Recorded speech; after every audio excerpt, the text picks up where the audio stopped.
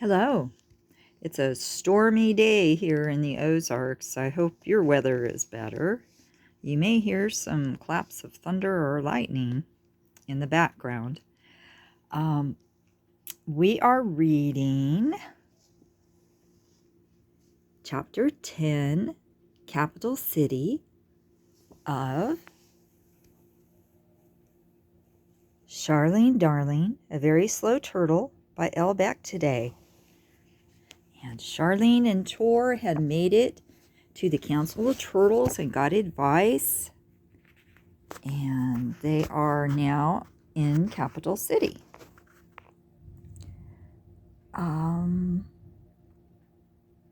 Starts out with a picture of a giant Ferris wheel. And way down below is a blurry picture of Charlene Darling. Look at that hair. And Tor. This is what people look like to me without my glasses.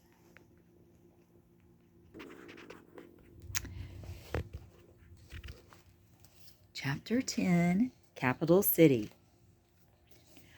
Charlene and Tor left the Christmassy square with its tinsel trails and twinkly lights, glistening garland and radiant wreaths, to walk down Easy Street, where one could enjoy himself for free.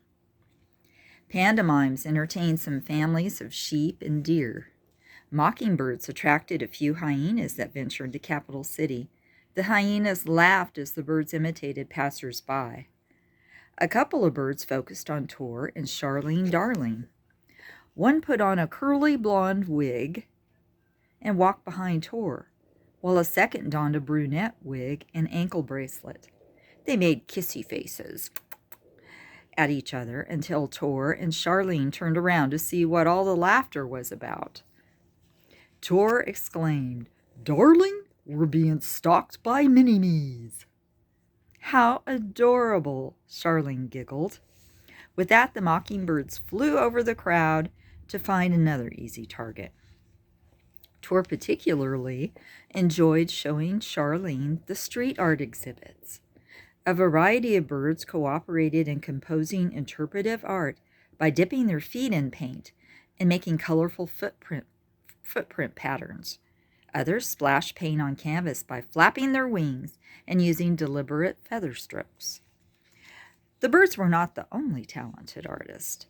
Charlene saw pot-belly pigs, moose, cows, gators, skunks, cheetahs, turtles, and monkeys busily working on their masterpieces. She saw Louise, who smiled and waved. Charlene Darling was not surprised that Louise's subject matter was a banana tree. "How did Louise get here from the island?" Charlene Darling questioned. "Can monkeys swim?" Tor squinched his face and answered, "Louise has never expressed an interest in learning to swim, but he does ride the ferry provided by the dolphins." "So we could have taken the ferry?" Charlene Darling inquired. "We would have had to wait until they ran," answered Tor, "and you would not have learned to swim or ventured underwater." Charlene Darling contemplated and said, "Or been there for the pack rats." "Very possible, darling," Tor solemnly spoke. "Tor," Charlene asked, "do you think things happen for a reason?" Tor's expression brightened as he answered, "Yes, ever since I met you." Tor took Charlene's hand and said, "Let's go to the ballet." The turtles walked down Easy Street and into the Capitol Aquarium. They were surrounded by glass containing an underwater world of sea life.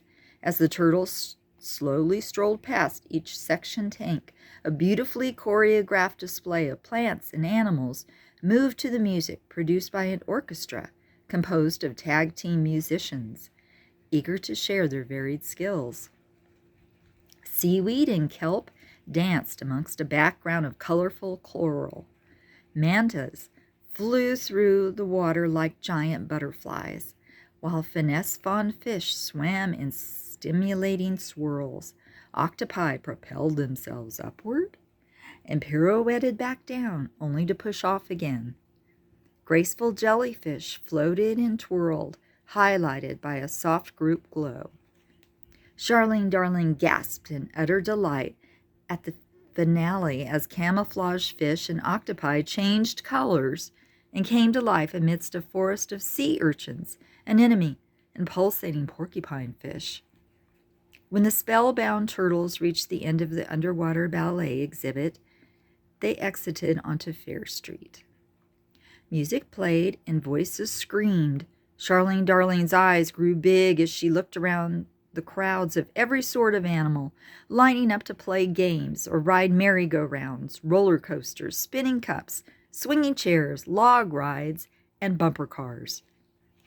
"It's the Capitol Christmas Fair, darling!" Tor shouted with excitement. Then he pulled out a strand of mistletoe from a shell, held it over Charlene Darling's head, and promptly kissed her. Charlene was suddenly acutely aware that she needed lipstick and gave her tube to Tor with a simple, "Here." He happily applied it to his own lips, held the mistletoe above them again, and pressed his turtle mouth to Charlene's with a suction smooch. Charlene glanced in a mirrored popcorn machine and said, "Oh, Tor, you're going to have to get better at this." To which Tor replied, "Darling, you cut me to the core." But then he grinned and said, "I'll practice." The two walked past roller coasters and seven-story high Ferris wheel and a seven-story high Ferris wheel as Charlene playfully interrogated, "Where did you get the mistletoe? You keep it on hand for all the female turtles?" "Just you, darling," Tor said as he gleamed. "I traded the chipmunks some nuts for it." "Well, aren't you the resourceful Mr. Tor?" Charlene teased. "I guess I am, ma'am," Tor replied. "Why do you carry a magnet, if you please?" Charlene asked to further her investigation. Tor enjoyed Charlene's interest and explained, "I use it to find my needle in sand. I like to string things like shells, beads, bits of coral. I make jewelry and sometimes drop the needle. The magnet pulls it out of the sand for me, that's all. Some might think it's a sissy thing to do." Tor waited for Charlene's response, which was, "Tor, you are definitely not a sissy. You are a brave, talented, exceptional young turtle who I admire very much." A pleased Tor asked, "You like merry-go-rounds, darling?" as he spotted a low, slow one. "Just my speed," Charlene answered, and the two jumped on poled horses to go around in circles as silver bells played.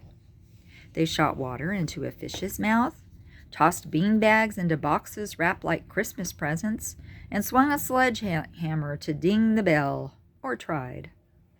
Tor went down the super slide as Charlene slid down the kiddie slide. And Tor even got his chance to rock climb as Charlene cheered him on after the supervising attendants strapped him in. They left the Christmas fairgrounds eating froyos, topped with berries and celery shavings.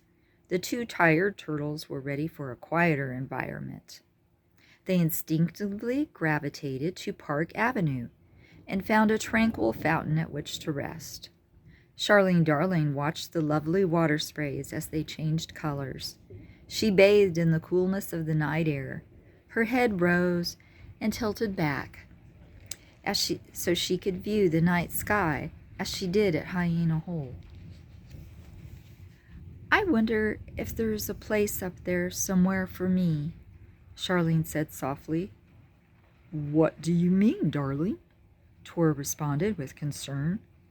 Charlene inquired, "Do you ever wonder what might be out there, past the moon and the stars, possibly another world, where things move slower and life is easier?" a place where turtles like me fit in better. Tor assured, I have wondered what is out there, but never enough to stop wondering about what is here with me that I haven't discovered yet. There is much to be explored here, Tor. You showed me that, Charlene admitted. I just like to dream about what might be out there amongst the stars.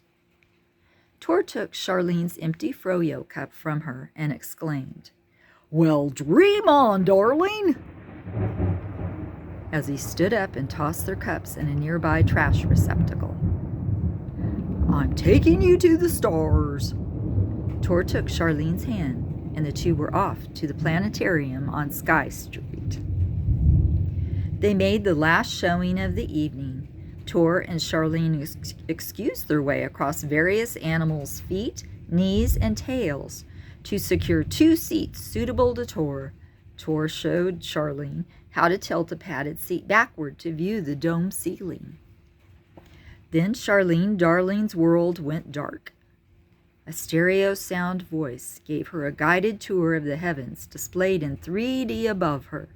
She saw the Milky Way galaxy, a host of planets and constellations, meteors, shooting stars, experienced a black hole phenomenon, and witnessed the making of a supernova.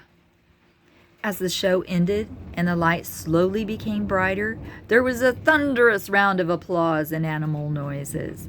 But no one was as delighted as Charlene. That was incredible!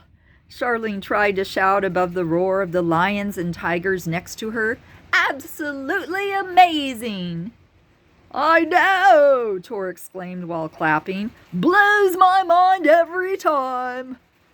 It was very late by the time the planetarium emptied. Charlene Darling and Tor were amongst the last to leave. A couple of ostriches did their best to politely usher stragglers out the door. Charlene could not help but hold up the process by examining telescopes and meteors and other exhibits she passed on her way out. Tor just smiled and kept by her side as the ostriches walked behind them, repeating, We open Monday at 9, ma'am. We need you to vacate so we can lock up now. Charlene Darling marveled all the way back to Capitol Park about the sights of the heavens they had experienced. Tor listened with amusement and agreed with the gloriousness of it all. The two stopped walking when they arrived at Central Gardens. The fragrance of fresh flowers mingled with sassafras.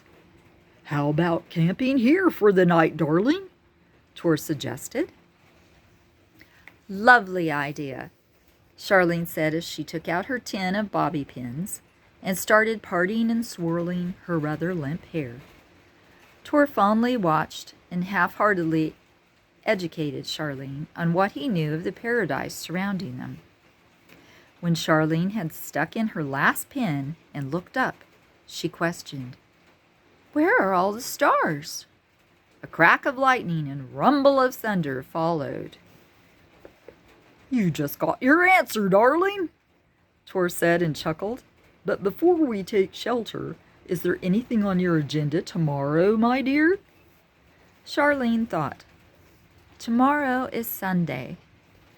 And she hesitated before saying, I don't know how you'll take this, but I'd like to go to church. Tor was expressionless. I just have so much to be thankful for, Charlene started to explain. But Tor interrupted with, Awesome possum! So you think it's awesome that I want to go to church? Charlene asked.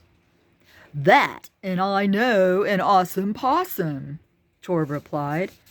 Pastor A.J. Johnson Possum preaches in a sanctuary on Capitol Hill. He's more countrified than cityfied, and sharp as a tack. I would be pleased to introduce you to him, darling. And as the rain started to pour on the turtle shells, Charlene thanked Tor, and the two slept tight for the night. Thank you for reading with me, and we will cover the next chapter next time. after this storm we're having here.